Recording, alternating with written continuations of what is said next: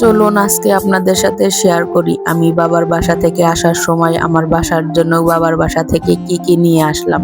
তো প্রথমেই এনেছি একটা নারিকেল। নারিকেল আমার খুবই প্রিয়, আমি নারিকেল খেতে অনেক ভালোবাসি। বিশেষ করে নারিকেল দিয়ে যখন পায়েস বা পিঠে বানানো হয় তখন আমার অনেক ভালো লাগে ওগুলা।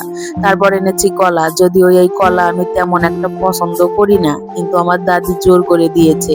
তারপর আনা হয়েছে কচুর শাক। কচুর শাক আমার খুবই ভালো লাগে, বিশেষ করে চিংড়ি মাছ দিয়ে রান্না করলে। তারপর আনা হয়েছে শুধু দুধ আর দুধ। আব্বু কিনে পাঠিয়েছে, কারণ রোজার মাসে আমি ছিলাম শ্বশুর বাসায় আর আমার বর ছিল ঢাকায়, মেসে খাওয়া দাওয়া করতো। তো রোজার মাসে সে ঠিক মতো খেতে পারিনি, দুধও খায়নি বললেই চলে, তাই অনেক চিকন হয়ে গেছে।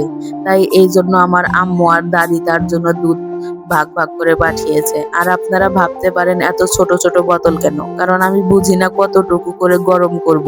তাই আমার দাদি আর আম্মু এক পর বোতলে গরম করে দিয়েছে, যাতে আমি শুধু একটা বোতল বাহির করি তাকে গরম করে দিতে পারি।